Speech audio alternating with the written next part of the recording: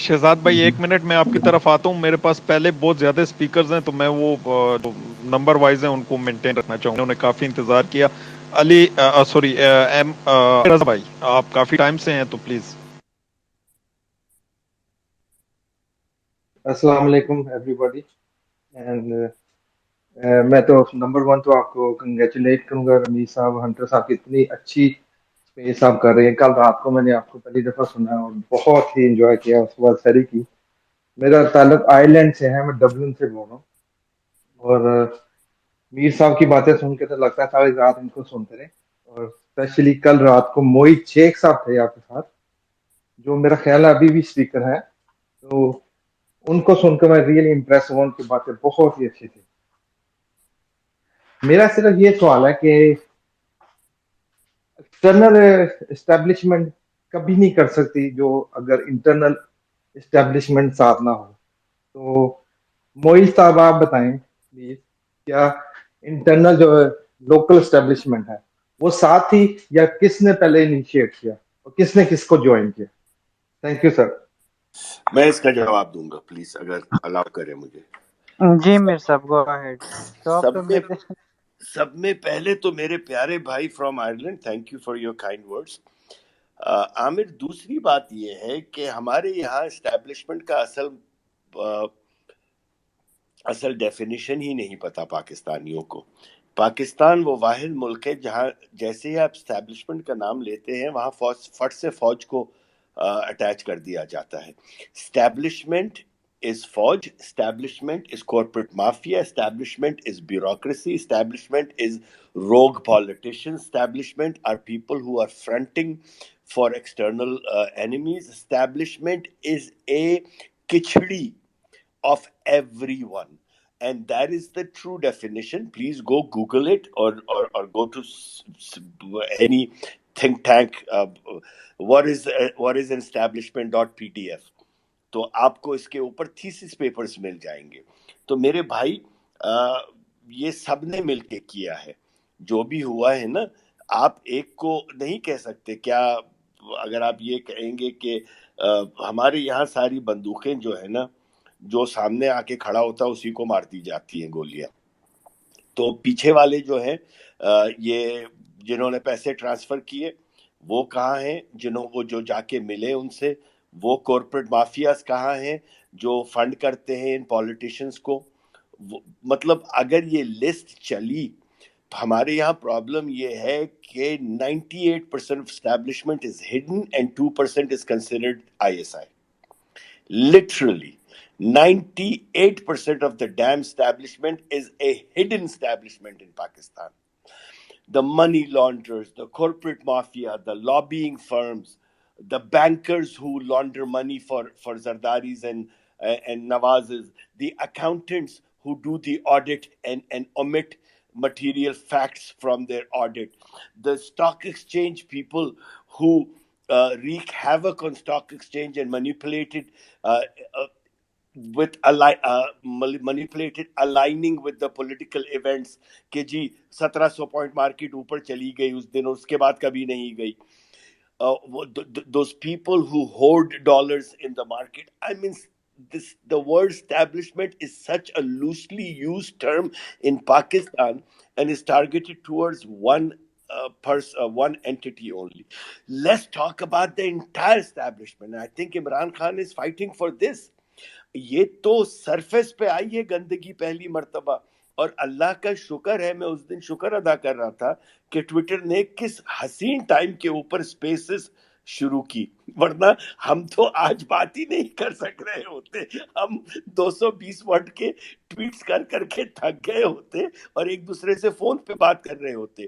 یہ جو Twitter space ہے نا، یہ نعمت بن کے آئی ہے یہ چیز کہ آپ کے خیالات سے میں آگاہ ہو سکتا ہوں، آپ کے خیالات سے میں سیکھ سکتا ہوں، آپ کے جو رائے ہے اس کو میں رد کر سکتا ہوں یا اس کو تسلیم کر سکتا ہوں، اور نیچے 250 1000 500 6000 50,000 لوگ بیٹھ کے اس سے استفادہ حاصل کر سکتے ہیں. تو اللہ کہتا ہے نا کہ ہر مشکل کے ساتھ آسانی ہے. ساتھ ہم اس کو ماہ کہتا ہے وہ ماہ کا مطلب عربی میں 7 ہے. ہم بعض اوقات بعد کہتے ہیں کہ ہر مشکل کے بعد آسانی ہے. اللہ مشکل کے بعد آسانی نہیں، یہ مشکل آئی ہے نا، اس میں اتنی آسانیاں آ رہی ہیں میرے بھائی. سب میں بڑی آسانیاں یہ ہے کہ جن کو ہم اپنا لیڈر مانے بیٹھے تھے، میرے والدین لیڈر مانے بیٹھے تھے، زندگی کے آدھی عمر تو میں انہی کو لیڈر مانے بیٹھا تھا. میرے والدین تو پوری عمر انہی کو لیڈر مانے بیٹھے تھے. آج ان کے چہروں سے ایسے نقاب اٹھ رہے ہیں کہ میری والدہ اس دن بیٹھی یا کہہ رہی تھی یہ انہوں نے ہمیں اتنے سال بے وقوف بنایا. وہ خاص لکھنوی انداز میں بات کرتی، انہوں نے ہمیں اتنے سال بے وقوف بنایا. تو میں اس وقت کچھ کہہ نہیں سکا اپنی والدہ کو. میرے پھر 2-4 دن کے بعد میرے والد نے بھی یہ کہا، تو میں نے چپکے سے کہا، میں نے کہا میں کچھ کہہ نہیں سکا. میں نے یہ کہا، میں نے کہا پپا کوئی کسی کو بیوقوف بنا نہیں سکتا جب تک وہ خود نہ بننا چاہے. یہ کہہ کے میرے والد سے میرا بڑا مذاق ہے. یہ کہہ کے میں کمرے سے باہر بھاگ کے نکل گیا اس سے پہلے کہ وہ جوتا اٹھا کے مجھے مارے. تو بھائی یہ سب چیزیں عیا ہو رہی ہیں اور الحمدللہ. تھینک یو سر، جزاک اللہ. جی سیدہ صبا بوٹ. جی السلام علیکم. سب سے پہلے سب لوگوں کو سر میرا کوشچن یہ ہے کہ بیسیکلی 2 کنسرنز ہیں ایز اے یوتھ کہ پاکستان کی جو میجورٹی پاپولیشن ہے وہ تو یوتھ ہے، ٹھیک ہے، اور جو کہ اس وقت عمران خان کے ساتھ ہے، اور ہمارا پہلا ووٹ عمران خان کو ہی جائے گا. لیکن جیسے جیسے یہ لوگ ڈیلے کرے جا رہے ہیں الیکشنز کو اور عوام کے اندر غصہ بڑھی جا رہا ہے، ٹھیک ہے، تو یہ مزید بلڈڈ نہیں ہو جائے گا اگر، کیونکہ یہ لوگ جس کام کے لیے آئے ہیں یہ لوگ پورا کر کے جائیں گے. شہباز شریف وغیرہ اور یہ سارے لوگ جو ہیں بیسیکلی یہ تو خود کو نیب سے نکلوانے اور یہ کیسز ختم کروانے کے لیے آئے ہیں، تو یہ 2023 تک بھی لے کے جا سکتے ہیں. تو بیسیکلی کوشچن یہ ہے کہ اگر یہ لوگ 2023 تک لے کر گئے تو کیا پاکستان میں مزید ڈی اسٹیبلائز ایک تو ہو جائے گا، اوپر سے مزید پریشر آئے گا فوج پر کہ اس کو مزید گندا کرنے کی کوشش کی جائے گی پی ایم ایل این کی طرف سے اور باقی پارٹیز کی طرف سے بھی، کیونکہ یہ لوگ چاہتے ہیں کہ ان کی طرف بھی گن جائے. اور جو ہماری بیسیکلی فوج ہے جس کو ہم مطلب بچپن سے ہی اتنا زیادہ کرتے آئے ہیں، وہ بھی خود کو بیسیکلی ہمارے اندر جو ٹرسٹ تھا وہ ختم ہو چکا ہے. میں آپ کو پرسنلی دل کی بات بتانا چاہتی ہوں. I'm a 22 years old girl, university going. تو جو ہمارے اندر تھا کہ بچپن سے ہمارا غرور ہے فوج ہمارے یہ ہے، لیکن بے شک عمران خان نے کہہ دیا ہے کہ جی کہ فوج کو کچھ نہ کہیں، فوج کے بغیر کچھ نہیں ہے. اس بات کو ہم جانتے ہیں، مانتے ہیں. اوبویسلی ہم فوج کے بغیر کچھ نہیں ہیں، اور ہم اپنی ایٹامک پاور کے بغیر ہمارا حال بھی لیبیا وغیرہ جیسے لوگوں کے ساتھ ہی ہونا ہے. لیکن جو دل سے دکھ اور ڈس اپوائنٹمنٹ اور جو بیسیکلی فوج نے ڈینٹ جو لوگوں کو دیا ہے وہ فوج نے دیا ہے کہ جو سینیریو اوور آل بنا ہے، جس طرح D G S P R نے آ کر پریس کانفرنس کی ہے، اس کے بعد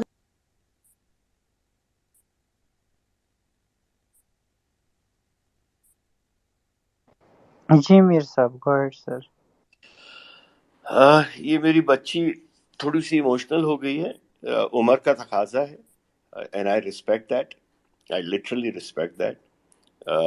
وہ دن چلے گئے کہ ہم اپنے بچوں کو ڈانٹ کے سمجھائیں، پیار سے سمجھائیں. بیٹا میں آپ کی جذبات کی بخدا قدر کرتا ہوں اور سمجھ بھی سکتا ہوں، مگر میں کچھ ایڈ کرنا چاہوں گا. آپ نے کہا کہ آپ کا اعتبار اٹھ گیا ہے. تم بیٹا ایسا کرتے ہیں، اگلی دفعہ جب انڈیا اٹیک کرے نا تو اپنے پڑوسیوں کو جمع کریں اور کہیں کہ یہ ہمیں بچا لیں، ہماری فوج سے ہمارا اعتبار اٹھ گیا ہے. ٹھیک ہے، یہ پہلا اسٹیپ تو یہ کریں کہ اپنے محلے والوں کو جمع کر لیں، سارے محلے والوں کو جتنے بھی ہیں، اور ان سے یہ کہیں کہ یار ہمارا فوج سے اعتبار اٹھ گیا ہے. تو ایسا کرتے ہیں کہ سب کچھ چھوڑ چھاڑ کے اپنے اپنی سرحدوں پہ ہم چلے جاتے ہیں. تو آدھے محلے کو آپ لے جائیں، اگر آپ لے کے جا سکی تو بیٹا مجھے ڈی ایم کیجیے گا. میں بھی اپنی چھوٹی موٹی فوج بنا کے ریٹائرڈ لوگوں کی جن سے میری دوستی ہے، ان میں تو ایک تو یہی ہیں افتخار بھائی، ان کو میں کان سے پکڑ کے لے آؤں گا. ان سے میں کوئی 6 مہینے بڑا ہوں میرے خیال میں، تو میں ان کو کان سے پکڑ. سر ہمیں بھی لے چلیے گا، ہم بھی ساتھ ہوں گے آپ کے. ہاں میں رہو بھائی، آپ کو بھی سارے دوستوں کو میں لے جاؤں گا. میری بچی یہ لفظ فوج، میں بار بار آپ کو منع کر رہا ہوں، لفظ فوج نہ یوز کریں. آپ جب فوج کہتے ہیں تو شاید اس وقت آپ نہیں تھی، تھوڑی دیر پہلے 7 لاکھ لوگوں کو جو ہماری حفاظت پہ مر رہے ہیں ان کو کہہ رہی ہیں، اور 30-35 لاکھ جو ریٹائر ہو کے بیٹھے ہیں آپ ان کو کہہ رہی ہیں، ان جوانوں کو کہہ رہی ہیں جو تپتے صحرا میں بھی روزہ رکھ کے کھڑے ہوئے ہیں، ان جرنیلوں کو بھی کہہ رہی ہیں جنہوں نے کبھی سیاست کا نام نہیں لیا، نہ ان کا کبھی تعلق رہا ہے کسی سیاسی جماعت سے، نہ ہی اس ادارے سے جو سیاست میں حصہ لیتے ہیں. تو بیٹا نہ کرے ایسے، لفظ فوج نہ استعمال کرے. بہت آسان ہے یہ کہنا فوج نے یہ کر دیا. افتخار بھائی نے کیا، نیچے رؤف بیٹھے انہوں نے کیا، میرے 20 دوست 25 دوست جو دوسرے ہیں انہوں نے کیا. کس نے کیا؟